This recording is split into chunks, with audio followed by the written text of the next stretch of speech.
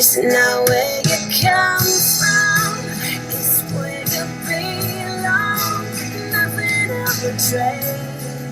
I wouldn't have it any other way. You're surrounded by love and you want it, so never feel alone.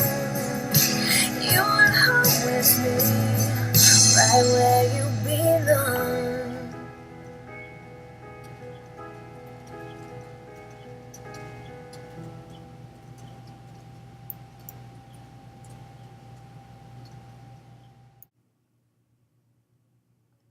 My name is Mariana Reyes. I am from St. Thornsville High School, and today I will be presenting information about the injustices in the U.S. foster care system.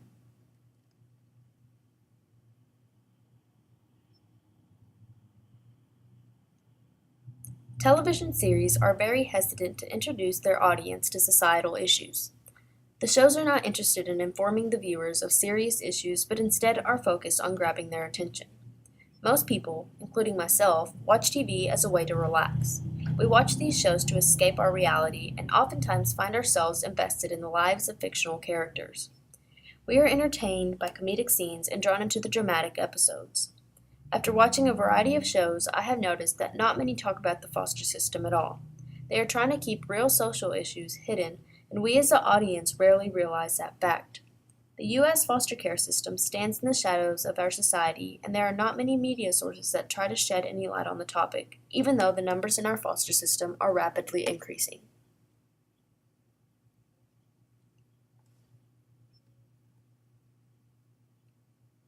The Fosters is an American drama television series that premiered on the Freeform network. This show differs from a usual television drama as it steers away from the typical expectations. It revolves around what one would consider a truly blended family, which is something most media sources steer away from. There are 2 moms, 2 foster kids, 2 adoptive kids, and 1 biological son. The Fosters introduces the audience to a massive sense of diversity from the start and keeps its viewers interested, while still maintaining a highly educational purpose.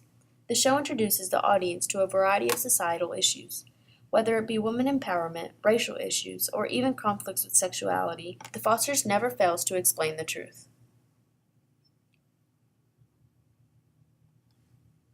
I will now be introducing the main characters. Starting on the left side, we have Steph, one of the moms, and she is a cop. All throughout the show, Steph goes above and beyond to keep her family safe in any situation. Right beside her stands Lena, who is the vice principal at the charter school that the foster kids attend. In this series, Lena is portrayed as an emotionally supportive parent. Next to Lena is Jude, one of the foster kids, who finally feels accepted as he is brought into the foster family home. Beside Jude stands Mariana, the rebellious child in the family who was adopted by the Fosters when she was young. Callie, the other foster child, stands beside her. Callie is a protagonist in the show. Jesus is beside Callie. He is the thoughtful child in the foster family. And finally, Brandon, the biological son, is on the far right. Brandon is a very caring individual, and you can clearly see this characteristic portrayed throughout the show.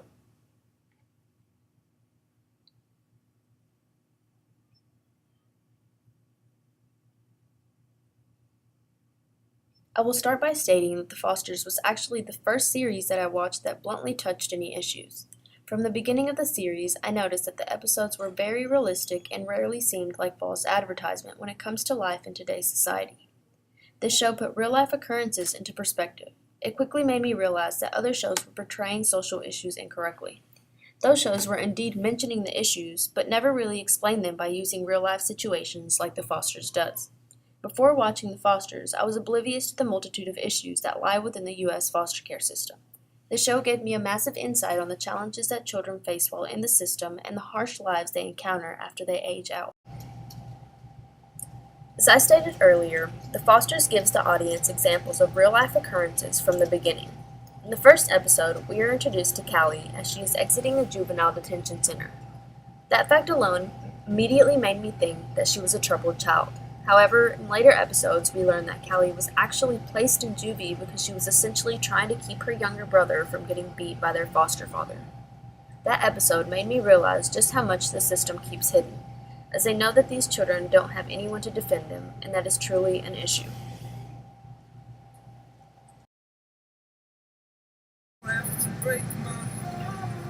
So what happened?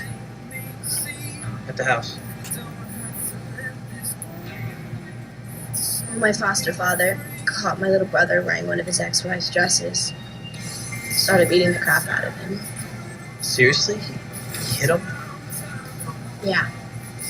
I mean, he used to hit me all the time. But, whatever. But when I saw him going after Jude, I tried to stop him. And he kicked me in the stomach. So I went outside, grabbed a baseball bat, beat the hell out of his precious Trans Am. When the cops came, he told them that I went crazy and he was defending himself. Nobody seemed to care much about my side of the story. Another issue within the system that is touched in this show is how easy it is to victimize children in foster care. In Season 4 of The Fosters, we are introduced to one of Callie's ex-foster brothers, Kyle Snow. Callie visits her old home for a senior project and is informed that Kyle is in jail because he supposedly killed someone. Callie does some investigating and quickly finds out that Kyle was wrongly accused. The court took advantage of the fact that he did not have anyone to stand up for him and easily put him to blame. Although it is not likely that many children have been in this position, the fact that it is a possibility is truly heartbreaking. What happened? Her name was Martha Johnson. She lived a few blocks away. She was always very kind to Kyle. He used to do a lot of odd jobs for her.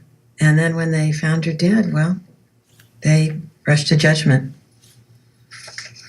How long has Kyle been in juvie? Since the day he was arrested, almost 4 years. They wouldn't give him bail because he has distant relatives in Cuba, and the prosecutor said he was a flight risk. It was all so unfair. Police never looked at anybody else. They just saw this former foster kid, a minority with developmental issues, and they assumed he did it. We couldn't afford a lawyer, so all he had was a public defender who I don't think ever believed he was innocent. We even had an alibi witness, but he never even talked to him. Kyle never had anyone on his side.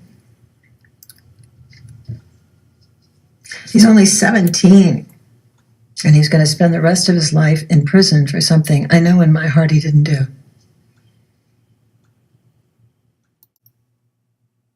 The fact that not many television shows inform us of the injustices in the foster care system makes it easy for us to ignore that the system is abandoning these children.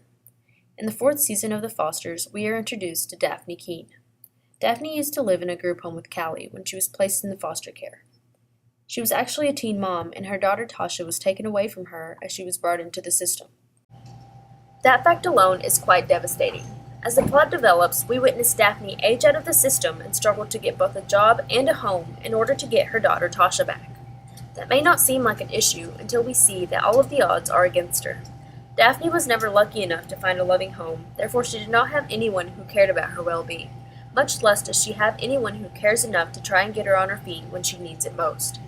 That conflict in the series goes to prove that the foster system fails children in a multitude of ways, especially in Daphne's case as she was ripped apart from the only family she had.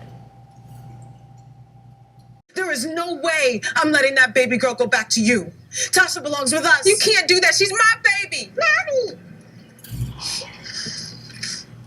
Sweetheart. You need to hand Tasha back to me and leave. I will bring her back to you at the end of the visit.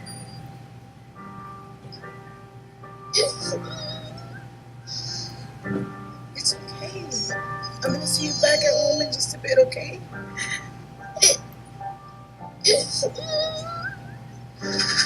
Be good, baby. If you care about Tasha, if you really care about her, you should let her go. Overall, I would have to admit that after watching this show, I have learned more about the U.S. foster care system than I ever thought I would. This series put situations into perspective and made it very easy for me to relate on many levels.